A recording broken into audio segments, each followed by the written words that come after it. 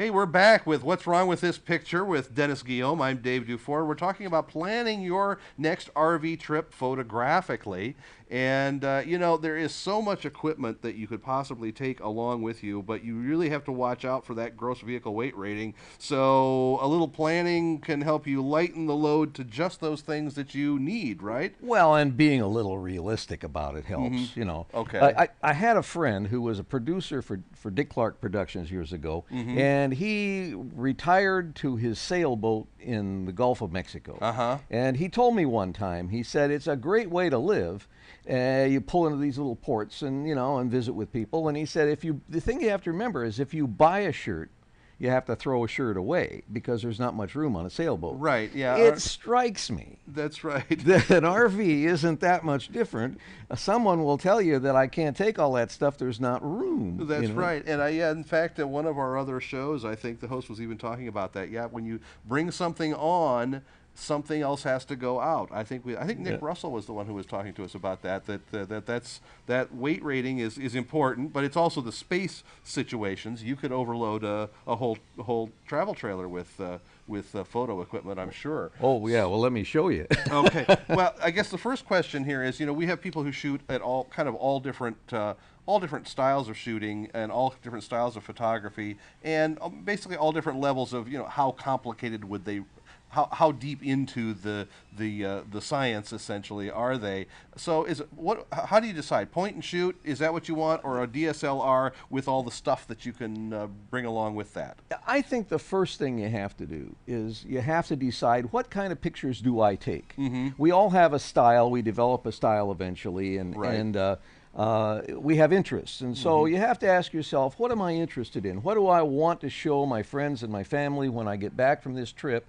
That helps to define what it is that I'm going to take along, because if I don't take long shots of wild animals, I don't need a 500 millimeter lens, you know. Right. I can leave that at home. If I'm taking primarily landscapes and snapshots, that point and shoot camera is probably going to be all you need. And what's nice too, of course, is that a lot of the point and shoots, what we kind of consider point and shoots today, are pretty sophisticated all on their own, do quite a bit, and they may fill the average RVer's needs very, very well. Absolutely.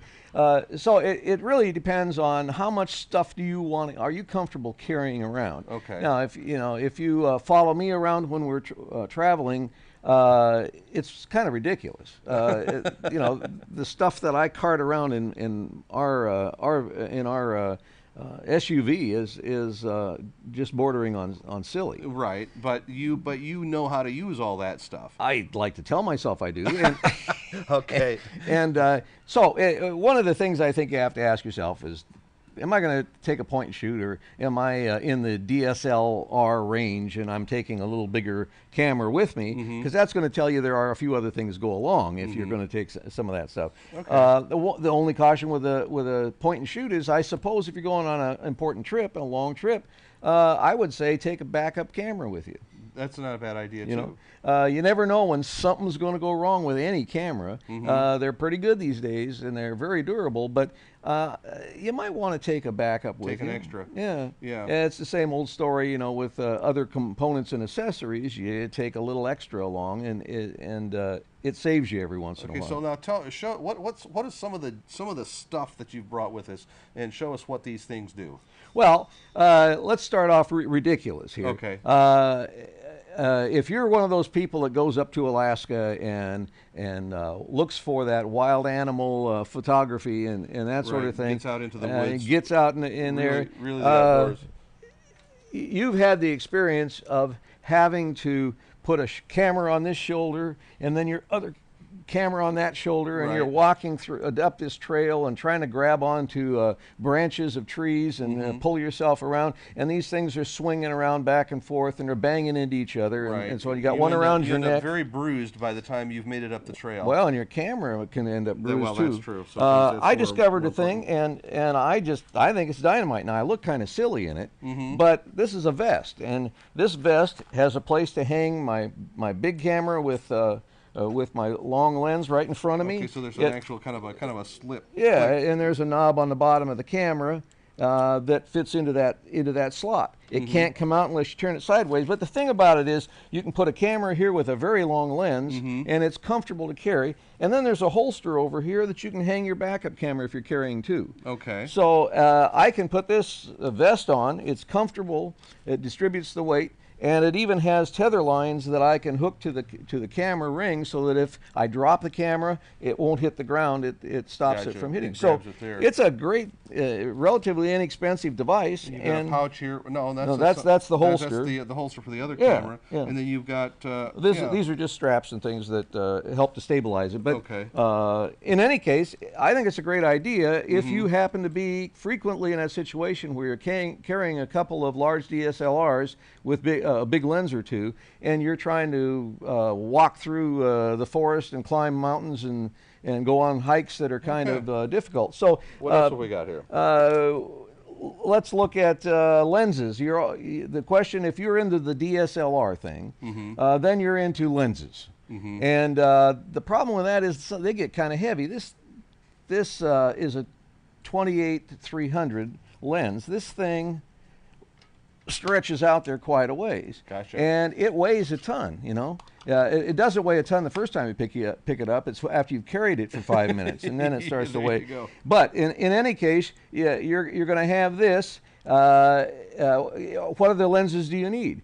Well, the fact of the matter is, if you're taking landscapes, you need a wide-angle lens of some sort. Right. Now, wide-angle in terms of digital cameras can be anything from 15 millimeter or 18 millimeter all the way to 28 or something in that neighborhood, relatively wide. Right. So depending on how you're going to take these landscape pictures, I would say you should have something that goes down to about 24 millimeters and maybe even wider, depending on your sensor as well. And then you need something that'll get you as much reach as is necessary, depending on whether you're shooting long distance, trying to pick up wild animals and things like that. Then you're going to have this long lens there. But if you make those millimeters overlap, here's a 24-105. Here's a 28-300. They overlap. I can have this one on one body. I can have this one on another body. And I really don't have to have anything else unless I'm going to take close-up pictures of things like wildflowers, little bugs and things of that kind.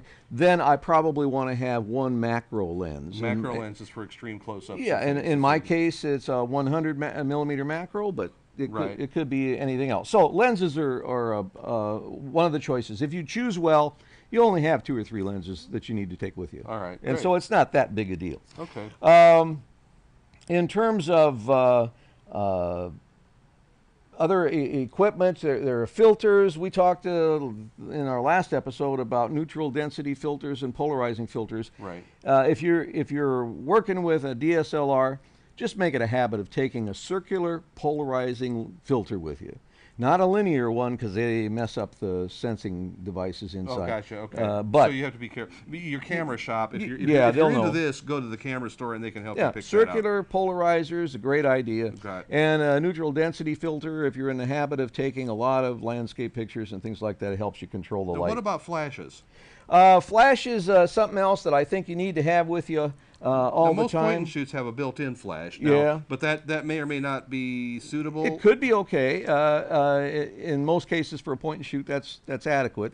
As long as you can turn it off and turn it on, it will. In other words, you Gotcha. can tell it, I don't want you to decide flash, not or I to do do it. want you to flash. Right. But outside, you would think, where would I use this thing? I got daylight, and where do I want this flash?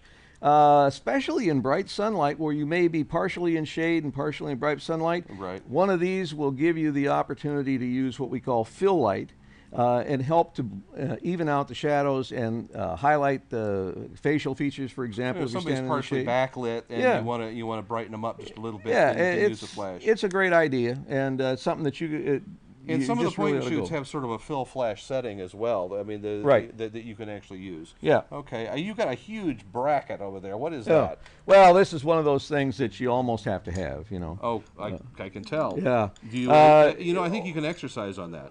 Yeah. Is that chin bar? All it accomplishes in realistic terms is you put your camera body on here, you put your flash off of the camera onto this higher Right. level, and of course to do that you got to have a cable to Right. connect the two. Of course. But in any case, you put it up there, and that's for taking pictures like of people where you don't want that red eye effect. If you can elevate your flash above the top of the camera, the angle changes on the light, and you avoid red eye red for eye, one okay. thing. So- And you can do a few other things with redirecting And that's the light. really going to be now.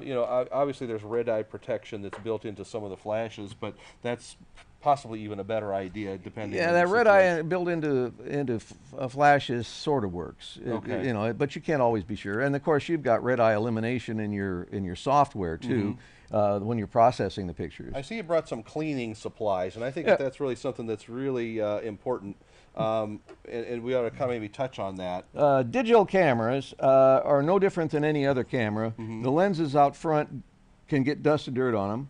You need to have a lens cleaner and a soft fabric of some sort to clean them off with.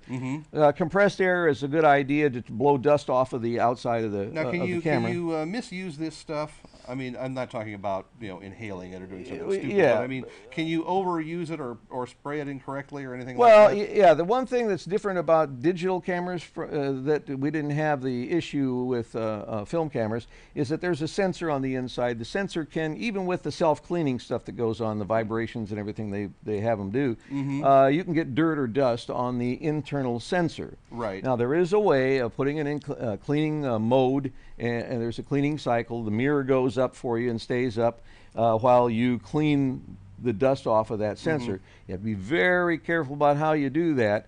And in most cases, for most people, it's a good idea to take it to a professional and say, well, I want my sensor cleaned. But one caution, some people look at this air can and they say, I'll just blow the dust out of there. Right. Well, all you're really going to do is rearrange the dust inside that little cave, and you could do some damage to the Electronic sensors. parts, yeah, Yeah. but- So generally speaking, use the compressed air on the outside. Use very specialized tools on the inside that allow you to get in there and pick dust off of the sensor if you really must. Yeah. But learn what you're doing if you're going to do that. That's right. Maybe go to a professional at least the first time and ask them to give you a little bit of a take a lesson. Of a lesson. Yeah, on it that doesn't thing. cost that much. Okay, well, planning is important, and making sure you have the right tools for the job, and really try to take no more than you need too. Correct? Right. Well, yeah. Do take your manual with you. This sounds silly, Yeah. but I don't know how many times I've had to refer to that manual just because it's something I hadn't done in a long time, and I kind of forgot where it was in the program or in the menu. Take it along; it'll save you some time. Remember your charger and remember batteries, Yeah. that kind of stuff. This seems silly, but people get out in the woods and find out that they haven't got another battery, and the shot of a lifetime just went by. And take enough memory cards. That's right. You That's know, that's like taking enough film used to be. Yeah, this is film. That's all it is. There you go. And take enough of that, and the extra battery for your camera that can be recharged in the evening while you're looking at your pictures. You can recharge that in the charger, and then for your flash unit and a few other accessories, take enough batteries that are either regular rechargeable or otherwise to keep you going. Okay. There's nothing worse than All getting right. that message. Well, I'm going to blow the dust off of this segment. We're going to move along, and we're going to come back in about a minute or so, and you'll be able to take a look at some pictures along the RV trail, and we'll have some pointers on how to take better pictures. So stay with us. Today's show is brought to you by Angie's List, where you'll find thousands of unbiased reports and reviews about service companies in your area. Whether you're looking for a roofer, plumber, house cleaner, dentist, or even a doctor, Angie's List members share their experiences with each other so that you can choose the service company that's right for your job. Companies can't pay to be on Angie's List, and the reviews come from people just like you who have had experience with the companies mentioned. To find out more, go to rvnn.tv and click on the Angie's List ad.